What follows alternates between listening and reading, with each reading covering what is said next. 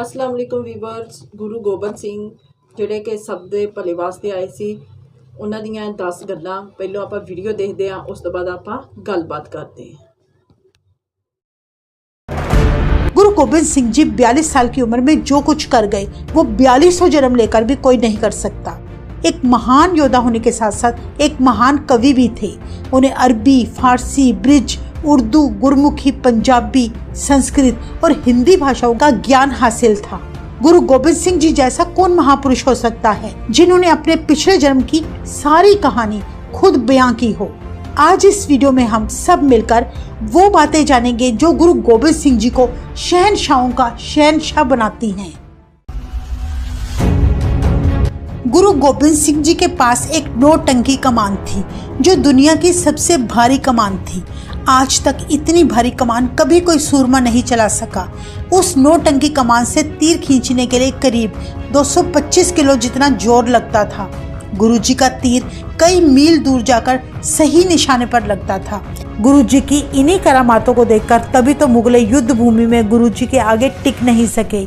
गुरुजी के इस 9 टंकी तीर की गति इतनी ज्यादा होती थी कि उनके एक ही तीर से 30-30 व्यक्ति मारे जाते थे। गुरु गोबिंद सिंह जी बाहुबलियों के भी बाहुबली थे। वे एक ही कमान से एक साथ 5-5 तीर चला लिया करते। तभी तो कहा जाता है गुरु गोबिंद सिंह जी सर्व कला संपन्न महापुरुष हैं। श्री गुरु ग्रंथ साहिब जी में भी लिखा है, सर्व कला समर्थ प्रभु पूरे गुरुदेव, यानी गुरु में सारी कलाएं मौजूद हैं, वो चाहे तो कुछ भी कर सकता है। गुरु गोबिंद सिंह जी जितने बलशाली थे उनका दिल उतना ही कोमल भी था। उनके हर तीर पर सोना लगा होता था ताकि जो इस तीर से घायल हो जाए वो अपना इलाज करवा सके। जब गुरु गोबिंद सिंह जी 5 प्यारों का हुक्म मानकर चमकौर की गढ़ी छोड़कर माछीवाड़े को निकल पड़े तो उस समय चमकौर की धरती हजारों लाशों से भरी पड़ी थी, जिनमें गुरुजी के 2 बड़े साहिबजादे भी थे। गुरुजी दोनों साहिबजादों की लाशों के पास से गुजरे तब भाई दया सिंह जी ने गुरुजी को आवाज देते हुए कहा, महाराज रुक जाओ, आप तो ऐसे चले हो जैसे कुछ देखा ही ना हो। एक बार नीचे नजर भर कर तो देख लो, आपके दोनों साहिबजादों की लाशें धरती पर पड़ी हैं। तभी दया सिंह ने अपना कमर कस्सा खोला और साहिबजादों को ढकने लगे। गुरुजी बोले, ठहर जा भाई दया सिंह, मेरे पुत्रों से प्यारे मेरे सिख भी तो धरती पर पड़े हैं, वो भी किसी माँ के लाल हैं, उनके परिवार भी उनका इंतजार करते होंगे। बिना तनख्वाह के शहीद होने वाले वो सिख तो मुझे अपने पुत्रों से भी ज्यादा प्यारे हैं। गुरुजी ने दया सिंह से कहा, अगर तेरे पास मेरे बाकी सारे पुत्रों के लिए कमर कस्से हैं तब तुम मेरे पुत्रों को कमर कस्से से ढकना, नहीं तो रहने दो। इस घटना से ये पता चलता है कि गुरु गोबिंद सिंह जी को अपना खालसा जान से प्यारा था। गुरु गोबिंद सिंह जी ने अपने साहिबजादों का दुख नहीं मनाया, उनकी आंखों से एक भी आंसू नहीं निकला, बल्कि जब मैदाने जंग में 2 साहिबजादों को तीर लग रहे थे तो किले के सबसे ऊपर खड़े होकर गुरुजी जयकारे लगा रहे थे। सरबंस दानी गुरु गोबिंद सिंह जी ने अपना सारा परिवार लुटाकर भी उस अकाल पुरख का शुक्राना किया।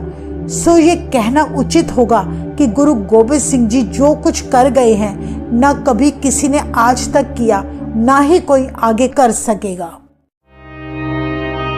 नांदेड़ की धरती पर गुरु गोबिंद सिंह जी ज्योति जोत समाने के लिए जब अपने तंबू में जाने लगे तो उन्होंने पीछे मुड़कर देखा कि संगत बहुत वैराग में थी। गुरुजी ने सारी संगत को कहा, हम हमेशा आप सबके साथ रहेंगे, पर हमारी 2 बातें याद रखना, गुरबानी सदा पढ़ते रहना और शस्त्र विद्या का भी अभ्यास सदा करते रहना। इससे दुनिया की कोई भी ताकत आपको कभी गुलाम नहीं बना सकेगी। गुरुजी ने यह भी कहा कि जिसने भी हमारी रूह के दर्शन करने होंगे वे श्री गुरु ग्रंथ साहिब जी की बानी पढ़ ले, और जिसने हमारे शरीर के दर्शन करने होंगे वो 5 प्यारे यानी 5 सिख जो रहत मर्यादा के धारणी हो उनमें हमारे दर्शन कर सकते हैं। जब गुरु गोबिंद सिंह जी 8 साल के थे तब एक बार वे अपने मामा कृपाल चंद के साथ अपने ननिहाल लखनऊ से अंबाला शिकार खेलने एक बाग में पहुंचे। वे बाग पीर अमीरुद्दीन का था। उस समय गुरुजी के पास एक सफेद बाज था। शिकार की खोज में गुरुजी जिस स्थान पर पहुंचे थे वहां आजकल गुरुद्वारा बादशाही बाग मौजूद है। यहीं पर पीर अमीर दिन भी अपने काले बाज के साथ अपने बाग में खड़ा था। कहते हैं कि गुरु जी का सफेद बाज देखकर उस पीर का दिल बेईमान हो गया। वो किसी भी तरह गुरु जी से सफेद बाज हथियाना चाहता था। उसने गुरु जी से कहा कि आप मेरे बाज के साथ अपना बाज लड़ाओ। गुरु जी समझ गए कि अमीर दिन चालाकी से उनका बाज हथियाना चाहता है। गुरु जी बोले, अमीर दिन, तू पहले मेरी चिड़ियों के साथ अपने बाज को लड़ाकर तो दिखा। अमीर दिन ने हंसते हुए कहा, चिड़ियां तो बाज की खुराक होती हैं। गुरु जी ने फिर दूसरी बार अमीर दिन से कहा, हम तुम्हारे बाज के साथ चिड़ियां ही लड़ाएंगे। फिर गुस्से में भरकर अमीर दिन बोला, निकालो, कहाँ है तुम्हारी चिड़ियां। तब गुरु जी ने पेड़ पर बैठी 2 चिड़ियों को शारीरिक और आध्यात्मिक शक्ति प्रदान करते हुए बाज के साथ मुकाबला करने का हुक्म दिया। गुरु जी का हुक्म मानकर वे दोनों चिड़ियां बाज के साथ जा भिड़ी। चिड़ियों ने अमीर दिन के बाज को चोंचे मार मार के टुकड़े टुकड़े कर दिया। कहते हैं फिर इसी स्थान पर दशमेश पिता ने वचन किया, चिड़ियों से मैं बाज उड़ाऊं, गिद्धड़ों को मैं शेर बनाऊं, 1.25 लाख से 1 लड़ाऊं, तबे गोविंद सिंह नाम कहाऊं। यह वचन आगे जाकर सही साबित हुए जब गुरु जी के एक एक खालसा ने, एक एक सिंह ने युद्धों में 1.25 लाख वैरियों से डटकर मुकाबला किया था। जहां बाज टुकड़े टुकड़े होकर गिरा था, उस स्थान पर आजकल गुरुद्वारा श्री गोबिंदपुरा साहिब स्थित है। गुरु गोबिंद सिंह जी में इतना बल और तेज था कि दुश्मन सेना उन्हें देखते ही मैदान छोड़कर भाग जाती थी। चमकौर की लड़ाई में जब औरंगजेब की 10 लाख की सेना ने चमकौर की गढ़ी को घेर लिया, उस समय गुरु जी के पास केवल 40 सिख थे। सोचा जाए तो ये सीधी सीधी उनकी हार थी, क्योंकि केवल 40 सिख 10 लाख के आगे क्या कर सकते थे। परंतु दशमेश पिता गुरु गोबिंद सिंह जी के सिख गुरु कृपा से इतने निडर बन चुके थे कि उन्होंने दुश्मनों पर गोलियों और तीरों की बौछारें करके कुछ ही पल में सैकड़ों को मौत के घाट उतार दिया। एक एक सिख 1.25 लाख वैरियों पर भारी पड़ा। सारी मुगल सेना में दहशत भर गई। अपनी ढेर सेना को मरते देखकर 2 मुगल जर्नैल चोरी से सीढ़ी लगाकर किले की दीवार पर चढ़कर गुरुजी पर वार करने ही लगे थे। तभी गुरुजी ने अपना बुर्ज मारकर उन दोनों जर्नैलों को जहन्नुम में पहुंचा दिया। फिर 10 लाख की सेना का मुखिया ख्वाजा महमूद उन जर्नैलों की मौत देखकर डर के मारे गटर में छिप गया। इस बात का जिक्र गुरुजी ने औरंगजेब को अपने लिखे गए जफरनामे में किया था कि औरंगजेब, तू और तेरे सारे जर्नैल झूठे, मक्कार और डरपोक हैं। तेरी 10 लाख की फौज का जर्नैल, जिसे तू बड़ा दिलेर समझता है, वो तो सबसे बड़ा कायर निकला जो मुझसे डरकर छिप गया था। मेरे सामने वो टिक ना सका। अगर वो मेरे सामने आ जाता तो एक ही तीर से मैं उसे जहन्नुम में पहुंचा देता। गुरुजी ने यह भी लिखा कि औरंगजेब, तू कुरान की झूठी कस्में खाकर मुकर गया। तेरा कोई दीन धर्म नहीं। फिर क्या हुआ जो तूने मेरे 4 पुत्रों को खत्म कर दिया। एक बात याद रख औरंगजेब, तेरे जुल्म का नाश करने मेरी भुजंगी खालसा अभी भी जीवित है, जो तुम्हारे मुगल साम्राज्य का खात्मा करके रहेगी।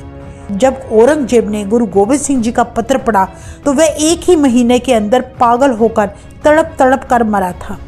इस बात से ये पता चलता है कि शहनशाहों के शहनशाह गुरु गोबिंद सिंह जी ने केवल उसके अहंकार को तोड़ना था। वे चाहते तो उसको मैदान जंग में भी खत्म कर सकते थे। सोचने की बात है कि गुरु जी की कलम में कितनी ताकत थी। उन्होंने इंसान नहीं मारा, इंसान का अहंकार मारा। गुरु गोबिंद सिंह जी हमेशा अपने साथ बाज रखा करते थे, क्योंकि बाज में दूसरे पक्षियों के अलावा ढेरों खूबियां होती हैं। बाज कभी भी किसी का मारा हुआ शिकार नहीं खाता, हमेशा अपना शिकार खुद करता है। बाज कभी भी नीची जगह पर नहीं रहता, हमेशा ऊंचा उड़ता है और ऊंचे उड़ते हुए अपनी निगाहें हमेशा नीचे धरती पर रखता है। बाज कभी पिंजरे में नहीं रहता। अगर कोई बाज को पिंजरे में रखने की कोशिश करे तो वो मर सकता है, पर पिंजरे में बंद नहीं होता। बाज कभी भी अपने जीवन में आलस नहीं आने देता, हर वक्त चुस्त दुरुस्त रहता है और कभी घोंसले में रहना पसंद नहीं करता। अगर घोंसला बना भी ले तो दूसरों के लिए छोड़ देता है। इसीलिए गुरु गोबिंद सिंह जी चाहते थे कि ये सारी खूबियां उनके सिखों में भी हो, ताकि उनका सिख कभी आलस ना करे, कभी किसी का गुलाम ना बने, कभी किसी पर डिपेंडेंट ना हो और बाज की ही तरह उनका सिख अपनी मेहनत की कमाई खाए, किसी की कमाई पर नजर ना रखे। आज तक धरती पर गुरु गोबिंद सिंह जी जैसा कोई महापुरुष नहीं पैदा हुआ जिसने अपने पिछले जन्म की सारी कहानी खुद बताई हो। ऑटोबायोग्राफी कई लोग लिखते देखा है, पर पिछले जन्म के बारे में कभी किसी ने नहीं लिखा। पर गुरु गोबिंद सिंह जी ने अपने पिछले जन्म के बारे में खुद के लिखे हुए दशम ग्रंथ में कहा है, अब हम अपनी कथा बखान्यों, यानी अब हम अपने पिछले युग की कहानी बताते हैं। पिछले जन्म में मेरा नाम दुष्ट दमन था। मैं कई सालों से हेमकुंड पर्वत पर बैठकर प्रभु भक्ति कर रहा था। तब मुझे अकाल पुरख ने मेरी भक्ति से खुश होकर अपने पास बुलाया और आदेश दिया कि तुमने धरती पर जन्म लेकर एक नया पंथ चलाना है। तब दुष्ट दमन ने अकाल पुरख से कहा, ठीक है, मैं आपके आदेश का पालन करूंगा, पर मुझे एक बात बताएं कि जो रास्ता सदियों से चला आ रहा है उसको बंद करके अब एक नया पंथ शुरू करने में बहुत ताकत की जरूरत पड़ेगी। तब अकाल पुरख ने कहा, मैं अपना सुत तोहे नवाजा, यानी हे दुष्ट दमन, तुम मेरा ही स्वरूप हो, तुम मेरे ही पुत्र हो, तेरे और मेरे में कोई अंतर नहीं, इसलिए मैं अपनी सारी शक्तियां तुम्हें देता हूँ। तुम धरती पर जाकर एक नया पंथ प्रकट करो, गरीबों व दुखियों की मदद करो, दुष्टों का नाश करो। इस तरह गुरु गोबिंद सिंह जी ने दशम ग्रंथ में अपने बारे में बताते हुए कहा कि मैं प्रभु की आज्ञा से धरती पर आया हूँ। इस बात से स्पष्ट है कि गुरु गोबिंद सिंह जी खुद साक्षात अकाल पुरख का रूप है। उनमें और प्रभु में कोई अंतर नहीं। औरंगजेब एक कट्टर मुसलमान था। उसने गद्दी पर बैठते ही ऐलान कर दिया कि हिंदुस्तान में रहने वाले सभी लोग मेरे गुलाम हैं और ये गुलाम ना तो तख्त पर बैठ सकते हैं, ना सिर पर कलगी लगा सकते हैं, ना अपनी फौज रख सकते हैं। उन्हें अरबी और तुर्की घोड़े रखने का कोई अधिकार नहीं। वे दस्तारे भी नहीं सजा सकते, सिर्फ टोपी पहन सकते हैं।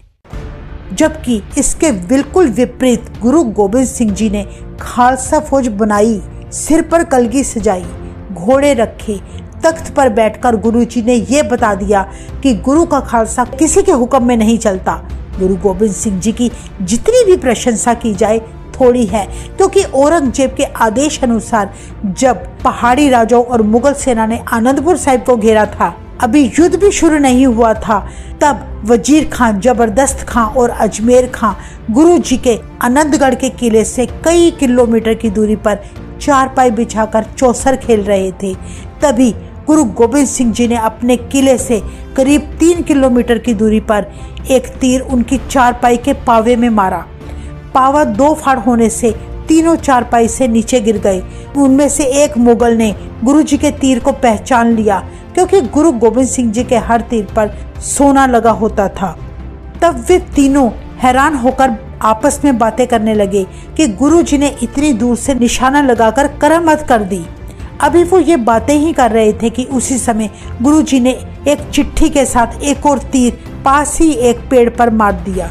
उस चिट्ठी में गुरु जी ने लिखा, ये करामात नहीं, अभ्यास है। इस बात से ये सिद्ध होता है कि गुरु जी ने इतनी दूरी से भी तीर निशाने पे लगाया, और उनमें जो बातें भी हो रही थी वो भी गुरु जी जानते थे कि वे क्या बातें कर रहे हैं। अगर चाहते तो गुरुजी ये तीर सीधा दुश्मनों के सिरों में भी मार सकते थे, पर गुरुजी ने युद्ध में हमेशा नियम अपनाए, हमेशा सामने से वार किया, ना कि पीठ पीछे से। 1699 की वैसाखी वाले दिन आनंदपुर साहिब में गुरु गोबिंद सिंह जी ने हजारों की भीड़ में 5 सिरों की मांग की थी। कहते हैं जब गुरु जी ने अपने हाथों में तलवार लेकर जोरदार कड़कती आवाज में कहा कि है कोई गुरु का सिख जो मुझे अपना शीश भेंट कर सके। गुरु की अनोखी मांग सुनकर बहुत सारे लोग डर के मारे उठकर भाग खड़े हुए, पर उसी भीड़ में से 5 नौजवान ऐसे भी थे जो गुरु जी के पास अपना शीश भेंट देने आ गए। तब गुरु जी उन 5 को तंबू में ले गए और अपनी तलवार से उन सबके शीश धड़ से अलग कर दिए। इस बात पर कई लोग तर्क करते हैं कि गुरु जी ने शीश नहीं बकरे काटे थे। अगर वहां बकरे काटे गए होते तो आधे से ज्यादा लोग यूं हाहाकार मचाते वहां से ना भागते। गुरु गोबिंद सिंह जी सच की मूर्त है। वो निरंकार का रूप है, जो कहते हैं वो करके दिखाते हैं। वहाँ मौजूद लोग सोचकर हैरान थे कि कसाई को तो बकरा काटते देखा है, पर कभी किसी गुरु को अपने चेलों की गर्दन काटते नहीं देखा। दशमेश पिता गुरु गोबिंद सिंह जी ने शीश भी काटे और फिर जोड़कर भी दिखाई। ये कला कोई प्रभु का ही रूप कर सकता है। इस तरह गुरु गोबिंद सिंह जी ने वो करके दिखाया जो साधारण मनुष्यों के बस की बात नहीं थी। गुरु जी ने फिर उन नौजवानों को अमृत पिलाकर अपना सिंह सजाया और उन्हें ऐसी शक्तियां प्रदान की जिससे गुरु का एक एक सिख 1.25 लाख वैरियों से मुकाबला कर गया। गुरु जी के वो 5 प्यारे थे, भाई दया सिंह, भाई धर्म सिंह, भाई हिम्मत सिंह, भाई मोहकम सिंह और भाई साहिब सिंह जी। ये सारे सिख गुरु जी के साथ पल पल रहते थे। इनमें से 3 सिख भाई हिम्मत सिंह, भाई मोहकम सिंह और भाई साहिब सिंह चमकौर के युद्ध में शहीद हुए थे, पर भाई दया सिंह और भाई धर्म सिंह गुरु जी के साथ अंत समय तक रहे। गुरु गोबिंद सिंह जी की हर बात में कोई ना कोई मकसद होता था। अगर हम ध्यान दें, जो 5 प्यारे गुरु जी को अपना शीश देने के लिए तैयार हुए थे, इनके नामों में भी एक बहुत बड़ी बात छिपी है। जैसे पहला गुरु का सिख है भाई दया सिंह, यानी एक सिख में दया भाव होनी बड़ी जरूरी है। दूसरा गुरु का सिख है भाई धर्म सिंह, यानी सिख में दया है तो धर्म भी होना चाहिए। गुरु के तीसरे सिख का नाम था भाई हिम्मत सिंह। अगर सिख में दया धर्म है तो हिम्मत होनी भी जरूरी है। चौथा गुरु का सिख है भाई मोहकम सिंह, यानी सिख में अगर दया है, धर्म है, हिम्मत है तो उसमें मोह भी और काम का भी होना जरूरी है, क्योंकि एक इंसान को जीने के लिए ये 5 चीजें होनी लाजमी है। गुरु जी के अनुसार गुरु के सिख में जब ये 5 गुण दया, धर्म, हिम्मत, मोह, काम हाजिर होंगे तो फिर 5वें प्यारे भाई साहिब सिंह आप भी उसमें हाजिर हजूर हो जाते हैं। कहने का भाव गुरु का खालसा खुद खुदा का रूप बन जाता है। तो ये थी 10 अद्भुत बातें श्री गुरु गोबिंद सिंह जी के बारे में। आने वाले दिनों में हम गुरु गोबिंद सिंह जी की और भी ऐसी कई अद्भुत बातें बताएंगे। सो आप इस चैनल को सब्सक्राइब करना ना भूलें। वाहेगुरु जी का खालसा, वाहेगुरु जी की फतेह।